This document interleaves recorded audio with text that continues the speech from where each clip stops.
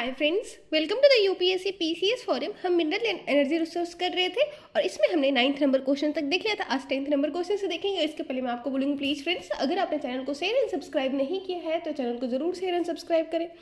Comment section में बताना ना भूलें वीडियो कैसे लगा आपको। चलिए स्टार्ट करते हैं 10th नंबर क्वेश्चन से। साथ ही साथ मैं आपको बोलूँगी कि प्लीज़ फ्रेंड्स, अगर आपने हमारा Telegram channel UPSC PCS forum नहीं ज्वाइन किया है तो आप ज़रूर ज्वाइन कर सकते हो। वहाँ पर द हिंदू और इंडियन एक्सप्रेस के जो इंपॉर्टेंट आर्टिकल्स होते हैं वो शेयर किए जाते हैं। स्टार्ट करते हैं 10th नंबर क्वेश्चन से। Which of the following statement is are incorrect regarding the natural gas. इसमें से कौन सा जो स्टेटमेंट है वो इनकरेक्ट है रिगार्डिंग नेचुरल गैस के, वो हमें बताना है। तो पहला है natural gas is used as a source of energy as well as industrial raw material in the petrochemical industries. Natural gas is not an environment friendly. The power and fertilizer industry are the key user of natural gas. हमें बताना है यहाँ पे कौन सा statement जो है वो करेक्ट नहीं है। पहला स्टेटमेंट जो है वो बिल्कुल करेक्ट है कि नेचुरल गैस जो होता है वो सोर्स ऑफ एनर्जी होता है और इंडस्ट्रियल रॉ मटेरियल भी है पेट्रोकेमिकल इंडस्ट्रीज का। बिल्कुल सही बात है। नेचुरल गैस जो है वो इन्वायरमेंट फ्रेंडली होता है, जबकि यहाँ पे दिया हुआ है कि वो इन्वायरमेंट फ्रेंडली नहीं होता है। ये हो जाएगा हमारा wrong. The power and fertiliser of industries are the key user of natural gas. Power और फर्टिलाइजर इंडस्ट्रीज जो है वो की यूजर हैं किसके? नेचुरल गैस के। बिल्कुल सही बात है, ये भी बिल्कुल सही बात है। तो 1 और 3 जो हो जाएगा वो हमारा राइट आंसर हो जाएगा, जबकि सेकेंड जो है वो हमारा रॉन्ग आंसर है। ऑप्शन नंबर सी हो जाएगा incorrect statement. Natural gas because it is considered as environment friendly due to low carbon dioxide emission. Environment friendly कोई भी अगर गैसेस है, कोई भी रिन्यूएबल एनर्जी है, हम उसको कैसे बोलते हैं कि ये एनवायरमेंट फ्रेंडली है? बिकॉज उसका जो इमिशन होता है वो मतलब उसमें लो कार्बन होता है या जीरो कार्बन होता है, पर्टिकुलेट मैटर का रिलीज कम होता है, वो इन्वायरमेंट के लिए इतना नुकसान नहीं होता है, तब हम उनको बोलते हैं environment friendly. Natural gas is used as a source of energy as well as industrial raw material in the petrochemical industries. The power and fertilizer industry are the key user of natural gas. 11th number question देख लेते हैं। Consider the following statement regarding petroleum oil. कौन सा statement जो है वो petroleum oil के regarding सही है, ये हमें बताना है। Most of the petroleum occurrence in India are associated with anticlines and fault traps in the rock formation of the tertiary age. Second है it provides fuel for heating and lighting, lubricants for machineries, and raw materials for manufacturing industries. Petroleum refineries act as a nodal industry for synthetic textile, fertilizer, numerous chemical industries. हमें बताना है यहाँ पे कौन सा statement जो है वो करेक्ट है। पहला स्टेटमेंट जो है वो बिल्कुल करेक्ट है कि मोस्ट ऑफ द पेट्रोलियम जो अकरेंस होता है वो एंटीक्लाइंस वाले रीजन में होता है। तो associated anticline and fault traps, और जो फॉल्ट ट्रैप्स जो होते हैं वहाँ पे हमें टर्सरी इसके जो फॉल्ट ट्रैप्स होते हैं वहाँ पे हमें क्या देखने को? पेट्रोलियम का अकरेंस देखने को मिलता है। It provides fuel for heating and lighting. बिल्कुल सही बात है कि पेट्रोलियम ऑयल हमें क्या हेल्प करता है? हीटिंग और लाइटिंग के लिए फ्यूल प्रोवाइड करता है, लुब्रिकेंट्स मशीनरीज के लिए प्रोवाइड करता है, रॉ मटेरियल किसके लिए? मैन्युफैक्चरिंग इंडस्ट्रीज के लिए प्रोवाइड करता है। पेट्रोलियम रिफाइनरीज जो होता है वो एक्ट करता है नॉर्दर्न इंडस्ट्री की तरफ फॉर सिंथेटिक टेक्सटाइल के लिए, फर्टिलाइजर्स के लिए और न्यूमरस केमिकल इंडस्ट्रीज के लिए। ऑप्शन नंबर डी हो जाएगा राइट आंसर। 1, 2, 3 जो हो जाएगा हमारा राइट आंसर हो जाएगा। पेट्रोलियम जिसको मिनरल ऑयल भी कहा जाता है, इंडिया में ये सेकेंड मोस्ट इंपॉर्टेंट एनर्जी का सोर्स है। तो फर्स्ट क्या है? फर्स्ट जो है आपको पता है ये कोल जो है वो आपको फर्स्ट इंपॉर्टेंट एनर्जी का सोर्स है। ये ऑफर करता है heat and illumination as well as lubricant for machineries, raw material for variety of businesses. Petrol chemical जो रिफाइनरीज होते हैं वो नोडल इंडस्ट्रीज होते हैं किसके लिए? सिंथेटिक फाइबर्स के लिए, सिंथेटिक टेक्सटाइल के लिए, फर्टिलाइजर्स के लिए, केमिकल सेक्टर के लिए। और ये किससे एसोसिएटेड है? मेनली एंटीक्लाइन रीजन से एसोसिएटेड होता है, फॉल्ट ट्रैप से एसोसिएटेड जो रॉक फॉर्मेशन हुआ है टर्सरी एज का। और in the region of folding anticlines और domes it occurs where oil is trapped in the crest of the upfold. तो यहाँ कहाँ पे मतलब अगर फोल्डिंग हो एंटीक्लाइंस और डोम्स वाला रीजन तो वो कहाँ पे ट्रैप्ड होता है? क्रेस्ट ऑफ द अपफोल्ड में होता है। The oil bearing layer is porous limestone और सैंडस्टोन थ्रू विच ऑयल में फ्लो। 12th नंबर क्वेश्चन देख लेते हैं। Which of the following statement is are correct. इनमें से कौन सा स्टेटमेंट जो है वो करेक्ट है, ये हमें बताना है। USA is the largest producer of bauxite. Bauxite is an ore of aluminium और हमें बताना है यहाँ पे कौन सा स्टेटमेंट जो है वो करेक्ट है। पहला स्टेटमेंट जो है वो रॉन्ग है, यूएसए जो है वो लार्जेस्ट प्रोड्यूसर नहीं है बॉक्साइट का। लेकिन सेकंड स्टेटमेंट बिल्कुल करेक्ट है कि बॉक्साइट जो है ओर है एल्यूमिनियम का। ध्यान रखेंगे, बॉक्साइट मेन ओर है किसका, एल्यूमिनियम का। ऑप्शन नंबर बी हो जाएगा राइट आंसर। फर्स्ट स्टेटमेंट जो है वो हमारा रॉन्ग है कि बॉक्साइट का जो इंपॉर्टेंट लार्जेस्ट प्रोड्यूसर जो है वो है आपका ऑस्ट्रेलिया, ना कि USA. Principal ore of aluminium क्या है, बॉक्साइट है। और ये रॉक जो है लार्जली कंपोज होता है किसका, mixture of hydrogen aluminium oxide का। ऑस्ट्रेलिया जो है लार्जेस्ट प्रोड्यूसर है बॉक्साइट का। Australia produce the largest amount of bauxite in the world in 2020 और 2020 में वो लार्जेस्ट प्रोड्यूसर भी बना था। ऑस्ट्रेलिया प्रोड्यूस करता है 110 million metric tons of bauxite. 13th number question देख लेते हैं, जब the following statement is are correct regarding the tin. Tin के रिगार्डिंग कौन सा स्टेटमेंट जो है वो करेक्ट है, ये हमें बताना है। पहला है China is the largest tin producing country in the world. Tin ore is also known as cassiterite. हमें बताना है कौन सा स्टेटमेंट जो है वो करेक्ट है। तो चाइना जो है लार्जेस्ट टीन प्रोड्यूसिंग कंट्री है वर्ल्ड का, बिल्कुल सही बात है। टीन ओर जो होता है वो उसको कैसेटिराइट कहते हैं, ये भी बिल्कुल सही बात है। 1 और 2 जो है वो बिल्कुल करेक्ट आंसर है। चाइना जो है लार्जेस्ट प्रोड्यूसर है टीन का।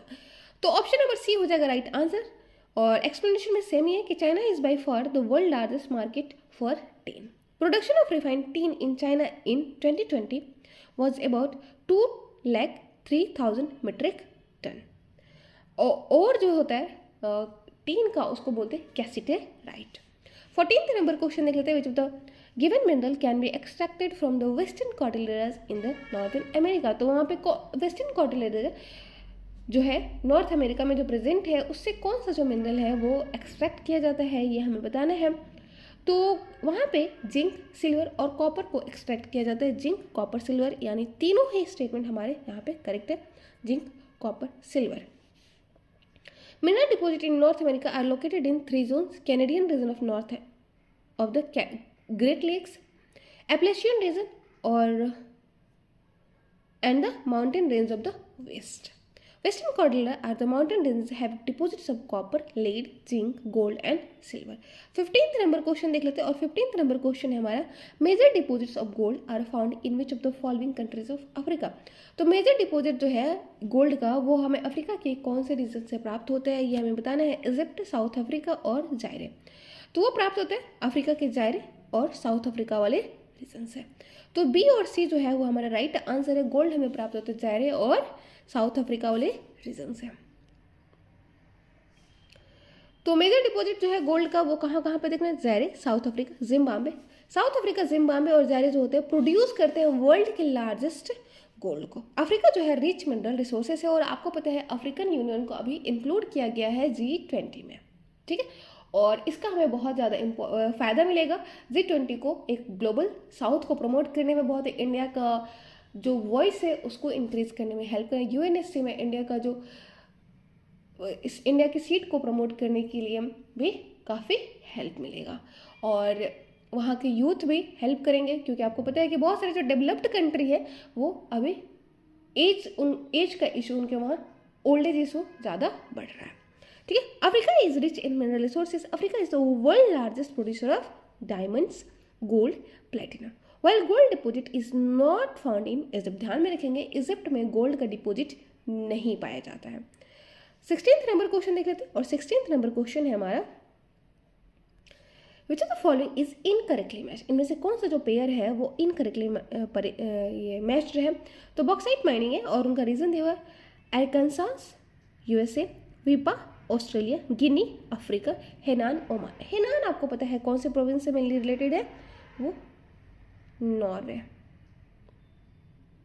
ये देखेंगे, ये हेनान है, एक हेनान प्रोविंस है जो आपके चाइना वाले रीजन में है, तो ये आपको ध्यान में रखें। तो पहले जो है अरकानसास जो है वो USA से है, वीपा जो है ऑस्ट्रेलिया से है, गिनी जो है वो अफ्रीका से है, और हेनान जो है वो ओमान से बिलोंग नहीं करते हैं, वो नॉर्वे से बिलोंग करता है, ठीक है। और ये सब रीज़न हम किसकी बात कर रहे हैं, बॉक्साइट की बात कर रहे हैं। USA में बॉक्साइट जो है वो मेनली एक्सट्रैक्ट किया जाता है अरकानसास से, जॉर्जिया और अलाबामा से। बॉक्साइट जो है वो फर्स्ट माइन किया गया था कब, 1896 में। कहाँ से? अरेकान्सास से। अरेकान्सास आपको पता है यूएसए में पड़ता है। ऑस्ट्रेलिया में बॉक्साइट जो प्रोड्यूस होता है वो यूरोप में in the east of Carpentaria bay. Carpentaria bay के ईस्ट में हमें मिलता है क्या चीज़? ऑस्ट्रेलिया में bauxite. Weipa bauxite operation exports over 30 million tons of bauxite annually. तो वीवर जो है वो अराउंड 30 मिलियन टन्स जो होता है बॉक्साइट का वो एनुअली क्या करता है? एक्सपोर्ट करता है। अफ्रीका में गिनी जो है वो वर्ल्ड्स बेस्ट लार्जेस्ट रिजर्व है बॉक्साइट का। Guinea is one of the largest producer of bauxite in Africa. Next question देख लेते हैं। 17th नंबर क्वेश्चन है, which of the following list correctly and choose the correct code. तो ये हमने choose करना है करेक्ट कोड को एक दूसरे से। तो पहले है प्रीसियस स्टोन्स, टंगस्टन, कोल मिनरल्स, तेनिनथराई, इरावदी वैली, कलेवा, शान प्लेट्यू। तो कौन किससे मैच करता है ये हमें बताना है। तो प्रीसियस स्टोन जो है वो हमें देखने को मिलता है सान प्लेट्यू में। टंगस्टन जो है वो हमें देखने को मिलता है टेनिनथराई में। कोल जो है वो कलेवा में एंड मिनरल ऑयल जो है इरावदी वैली में। ऑप्शन नंबर बी हो जाएगा राइट आंसर। जो सान प्लेट्यू है वो कहाँ पे लोकेटेड है? वो लोकेटेड आपको ईस्टर्न पार्ट ऑफ म्यांमार में, और ये जो म्यांमार वाला जो माउंटेन सिस्टम है उसका पार्ट है।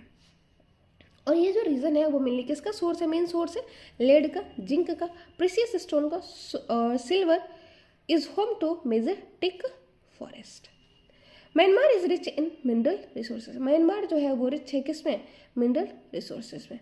टंगस्टन, क्रोमियम और निकेल कहाँ पे मिलते हैं? वो टेनिनथराई रीजन जो है म्यांमार का वहाँ पे मिलते हैं। नेक्स्ट है कलेवा टाउनशिप जो है वो काली डिस्ट्रिक्ट सेगाइंग डिवीजन ऑफ म्यांमार मिलता है। कोल माइंस जो है कलेवा रीजन में हमें देखने को मिलता है। म्यांमार जो है वो रिच है mineral including metal ores, petroleum और नेचुरल गैस का। Mineral oil is found in the Irrawaddy river of the Myanmar reason.